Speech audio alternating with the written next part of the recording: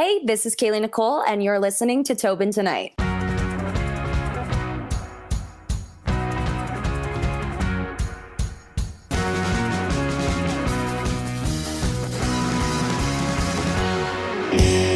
Let's hop right into things. Now, Kailey, although I know you from singing, love the Shania Twain cover, by the way, hashtag Canadian points, you're also an actress. Now, what came first for you, the chicken or the egg?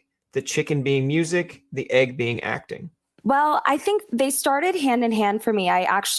My career in general started in musical theater. That's what I came out of the womb singing and was very passionate about it, like would not shut up, basically. And my brother called me a really annoying karaoke machine because you could sing one, if you sang Tomorrow or said Tomorrow, I'd break out in Tomorrow from Annie and just take it all the way home. So it kind of started there, and that's kind of where the acting and singing was immediately merged for me. It was immediately hand in hand in my eyes. And then as time went on and things tumbleweeded, I went into TV and film acting. And in that world, when you're starting out, there's a lot of breaks because you have pilot season and episodic season. And in between those seasons, sometimes there's not always a lot going on. Yeah. So in between when I wouldn't have auditions for either theater or TV and film, I sat down and started writing. But on the other side of things, what was happening in my home life as a kid was my grandma really loves singing country music and has a gorgeous voice. And so around the house, she would be always singing Connie Francis and Patsy Cline to me when I was little. So I had kind of a very interesting experience between musical theater and this really rooted classical country music I was hearing around the house. So I think when I picked up a pen, that kind of naturally really influenced me from storytelling aspects and listening to her. So I think some of my biggest inspirations as a kid were really kind of the old school gospel stuff a lot.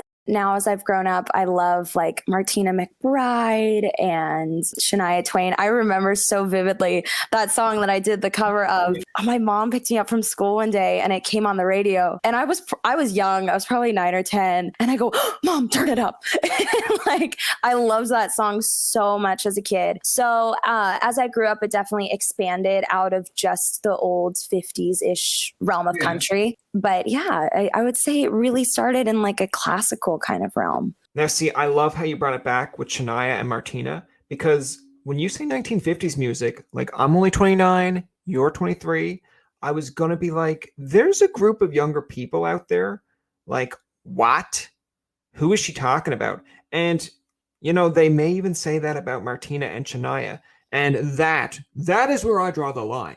You have to know who Shania and Martina are. Like, come on. Yeah, I definitely get a lot of question marks. Even, you know, I've taken things into producers. I'm like, have you heard this song? I think it'd be really cool to do a spin-off of this song or whatever. And I actually think that's a little bit part of like the musical theater actress in me, because in some ways, part of my job is to know a lot of songs. I can kind of always be ready to go in and sing anything somebody asks me to sing. So I think I know a good amount, fairly good amount. I'm not going to say everything, but a fairly decent amount of very obscure songs. So I've taken things into producers and I'll be like, I want to do like a modern version of this. And they're like, who is this? Like, what are you doing? So I definitely see that. And I definitely see it with younger. I don't really identify with Gen Z, which I think I'm technically a cusper, but I definitely see it with Gen Z when I'm talking to somebody that does identify with Gen Z. They're like, what are you saying? Okay. So I want to ask this to you. As I like the spire we're going down here, because I grew up on, you know, the Backstreet Boys, Britney Spears, Christina Aguilera, Garth Brooks, Faith Hill, and so on and so on. So anytime I see a documentary or doc or like a news item on them, I'm invested. But it's also weird to think like, wow, we're getting old fast.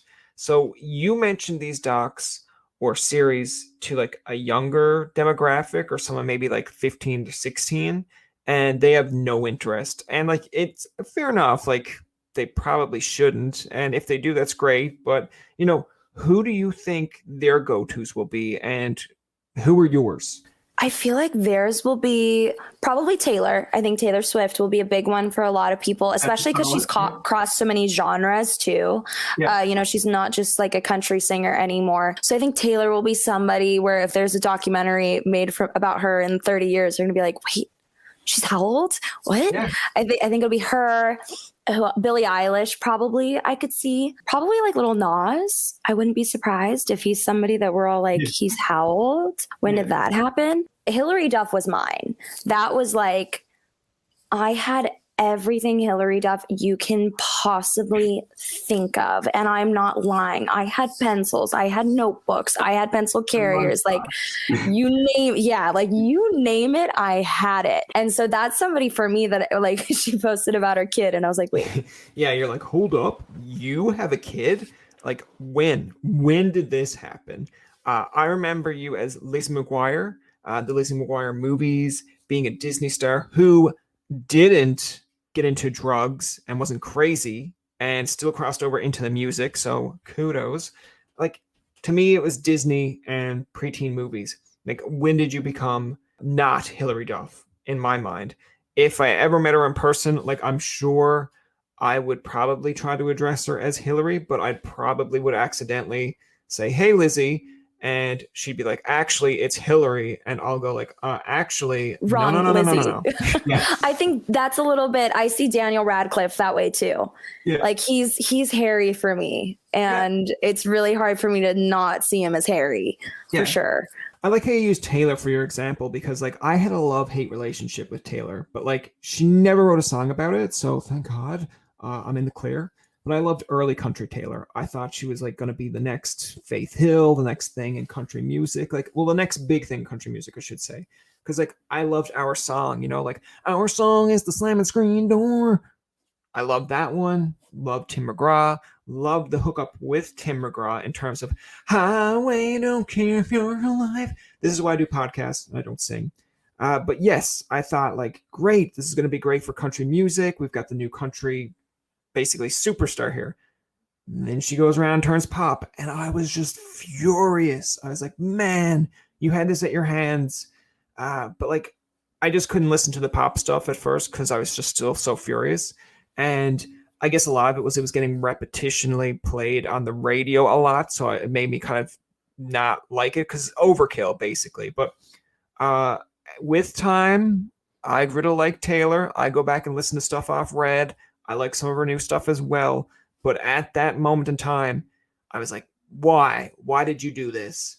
And I guess I secretly like even during high school maybe and college when people weren't too fussy on Taylor, I was probably still listening to it, but like not. I was like mad at myself, like, oh, why am I listening to this? But then again, with age comes perspective, and I get why she did it, and kudos to her now.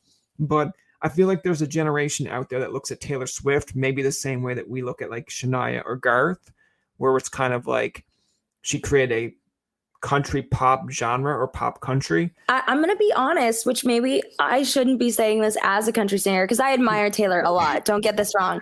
But I was in the same boat. I was upset she left country music. I was like, excuse you, what are you doing? Why would you do that? But same, this evolution that's happened for her. And of course, like, yeah, I do love the pop stuff she's done, like Reputation. I was on the treadmill yesterday, 1000% listening to Reputation, but that's not the point. I do love this evolution that has happened for her, and kind of, I actually think that's really cool. What's really cool about music and being an artist is the way that it changes throughout and follows you in your stages of life, because those were all just different versions of Taylor that she followed and allowed herself to be inspired from and kind of not shy away from, because the other thing she could have done was continue to be a country singer, but been kind of lying, because that wasn't what she felt inside and what she wanted to sing inside or how she wanted her sound to be. So she could have kept us all happy, but at the end of the day, she probably wouldn't have been writing lyrics that were true to her. She just would have been trying to please us. So it gave me a lot of self-reflection as an artist, because it's like, she had to have known she was going to make a lot of people pretty unhappy by leaving country music. And so it takes a lot of courage to follow what you want to do versus what the crowd wants you to do. And there's something to be said about that, I think. All right. No, that's cool. I mean, I agree with that. That's enough Taylor talk for now. I actually want to say I think some of your Instagram posts are pretty funny, especially when you're making fun of the acting side, like saying, "Okay, be mean, but not too mean. Okay, you're in love, but not like over the moon in love. Okay, forget that. Now you're excited, but not like overly excited. Like like yeah, you're just happy, but don't go overboard with it." Like, as an actress, is this true or? I wish that were not based off of true stories from casting directors. I truly do. And I had some people comment on TikTok. They were like, "Well, I get this in a script, like the character arc." And I was like, I've had this said to me over a line. Like, this is not, I get it too. If it's a character arc, they're nice and then they have their rough days. We get it. Yeah. Not when you have one scene. Like, that's not it. You just have to try it. And honestly, I will say the one thing that is not included in that video, but is very true. I've gotten feedback, stood there, listened to it and been like, I don't know what this means, but I'm just going to try it. And then I try it. And there's kind of this moment where it clicks in. And I'm like, I get it. It's better that way. I see why you asked that. So it's, you kind of learn this as an actor to like kind of, it's a bit of an ego thing. You have to set your ego aside and just listen to what somebody's saying to you and be like, all right, I'll try it. Like, it's not how I see the scene working, but like, you know what you're going for. So okay. Yeah. And then there's definitely other times where you bomb them and, you just say, thank you. I know where the door is. Have a great day and walk out. So let's talk the song and the music video for Aim a Little Higher, because when I seen it on Instagram for the first time, like, I'm going to be honest with you, that's what I do here. I was like, is this like the new Bachelorette? Like, am I supposed to be invested? Like, what happened to the other Bachelorette? My godfather like, thought it was. Well, I mean, so did I. So that's two. Shout out to my buddy Colin. Inside joke. Don't worry about it, Kailey. But tell me how this song and video kind of came to be. So that song started, I actually wanted to write a song. I was planning to go into the session. I had this idea of kind of like a love ballad situation. And then my co-writers, Michael and Brett, kind of started asking me more about my dating life. And they're like, what do you think it's been for you? I was like, no, I think I probably could have done a lot better a lot of times. And they just kind of kept pulling it out of me. And the next thing we knew, instead of writing this kind of heartfelt ballad about everything kind of happening for a reason in a way, it turned into this song about like aiming higher. And it kind of turned into us trying to be really clever and cheeky with the lyrics, because that's really, I'm sure you can kind of gather from talking to me, that's kind of my personality. But I have never really written a song that really exhibited that in the lyrics. So then it became this whole fun twist on what I was already trying to say. And then the music video, I took it to the directors, Jensen and Lindsay, and told them, I said, I love watching music videos with storylines. And don't get me wrong, performance music videos are great, but I think it's the actress in me. Like, I'm a sucker for a storyline. So I told them, I was like, give me something out of left field. Like, I just want something that you think I'm going to say no to. Send me that idea. That's what I want to hear. Okay. And so they were like, what if you were the Bachelorette? And immediately I was like, yes, yeah, that's it. Like, you can tell me the rest of what you guys are thinking for the whole 3 minutes of the song, but yeah, like, that's the idea for sure. And then we just kind of kept building on it together of what the sequences would be. Because at first the guys were going to play football and we were like, no, we can make it more funny. So then it was sumo wrestling and kind of just building. One of my favorite parts of the video that didn't make it to the final cut, we actually have the same style interviews of me with all the guys. Like, we filmed an interview for every single guy and they are so funny. It was so hard on set to keep a straight face while these guys were talking. Honestly, none of them were actors. Like, they're all just like, one of them was the director's boyfriend. They were just people we could find, friends we could find, not random people, but friends we could find that would do it. And one guy, the one that was the stock trader, he's a friend from my classes at USC. Like, I was like, hey, what are you doing? Like, you want to be in a music video? And so I was really impressed because we started rolling the camera and we were like, just talk, like, see what you can do. And honestly, I was really proud of all of them because that terrifies most non-actors, and they all did fantastic. So I don't know, I'm a little tempted to release those and share them. Now, before we got cut off in our last interview, you were comparing music to being a football player. If you don't mind, can you explain that for me again? And please use your Tom Brady example. I just said to my producers yesterday, which this probably sounds stupid to anybody else, but I actually see myself as a football player because one, that sounds so silly, but I think it's something that's really important to do because like what I was saying to my producer is like, do you think Tom Brady was messing around before the Super Bowl? No. Yeah. Be like, Tom Brady was up every morning working his tushy off, eating the right things, taking care of himself, training, working his muscles. And as vocalists and artists, we are working our muscles. Our voice is a muscle. And working it every single day is part of what we have to do. And I said to him, I was like, listen, Tom Brady became Tom Brady because Tom Brady knew he was Tom Brady. Like he didn't wait for somebody else to tell him who he was. He knew it. And he kept aiming that. That was not on purpose. I was about to say he kept aiming that high, but he did. You know, he woke up every morning and was like, you know, I'm going to win this Super Bowl, that Super Bowl, that. Like, he believed that in himself. And so I do see myself that analytically. And I wish I had some sports commenters like watching me and be like, ooh, that was a bad move for Kailey's career. She should have not done that. Hey, listen, no worries. I got a diploma in sports journalism. I'll be your play-by-play life guy. But what I do find very interesting here is you're a Trojan and you're rooting for and you're inspired by Tom Brady. Like, how? How is that a thing? Yeah, I love Tom Brady. And I think, I think it's really true. I think there's a little bit of an attitude in some ways towards the creative, the beginning stages for creative individuals where people don't take them seriously, which then causes this situation where sometimes you don't take yourself seriously. So I do think it's a little bit similar-esque to football because that is also a career that's very unknown. Similar to music, you cannot get drafted. I just see a lot of similarities that I think anybody else would be like, you are so silly and American right now. But I really think there are very similar risks involved to like pursuing to be one of the greatest quarterbacks and pursuing to be a great singer. They're really both very risky things to want to do. It's not like a straight linear line towards a career. So I don't know. Tom Brady is a weird, like, it's not even because I think he's attractive. I really admire his career and mindset and how he takes care of himself. Yeah, his drive. I really admire that. See, now that's the clip we want for TMZ. It'd be like, Kailey Nicole compares herself to Tom Brady. They're just going to take one soundbite from this and say, I see myself as a football player. And then I'm going to have a lot of confused people. And all my friends that have played like football with me for fun are going to be like, you're not, you should stop.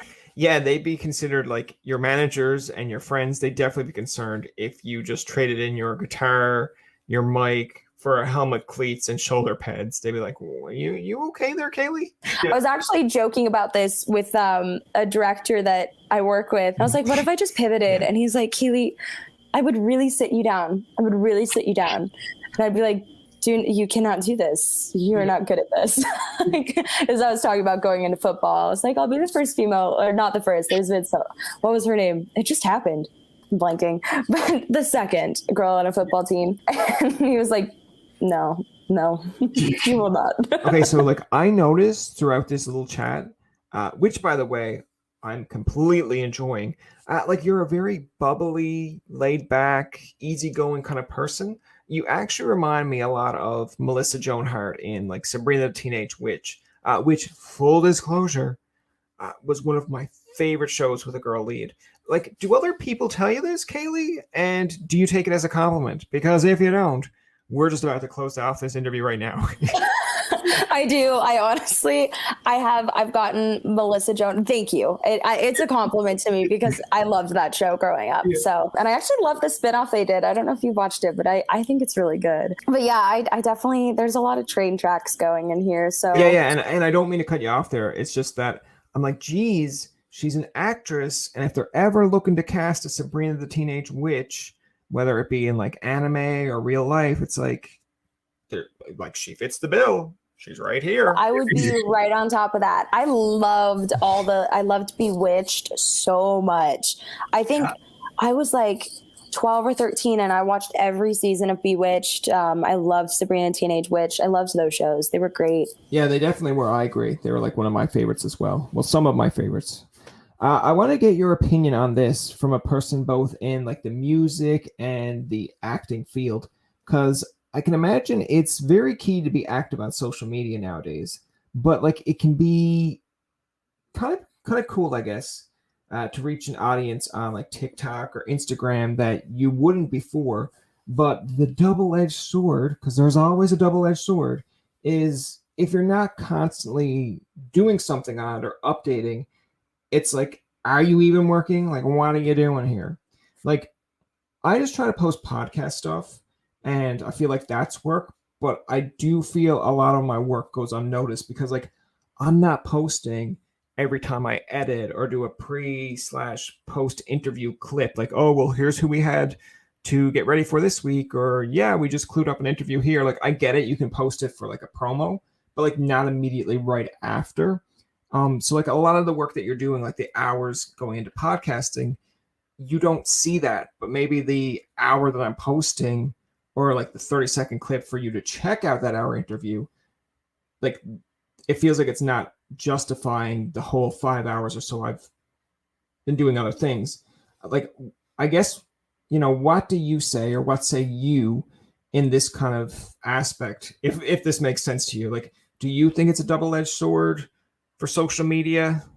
I think it's a double-edged sword, especially in this pandemic. I kind of had to really reframe my mindset to honestly embrace social media because I find it really draining on a personal level. It just, I feel, takes a lot away from me. And so I have help on social media now, which I think was really important for me because it was really becoming kind of I just wasn't happy. I was so unhappy because of social media. And it kind of, especially when the pandemic hit, I really felt like everything was based off of social media for me. Like my successes, my downfalls were based off of social media. And I was like, I'm working so hard that I'm just not showing people. And that I like being that way. That's not to be like, I'm working hard, but because I wasn't posting on social media, it made me forget how hard I was working, and made me feel like I wasn't working hard, and made me feel like I wasn't like pushing things and trying hard and working every day, when the truth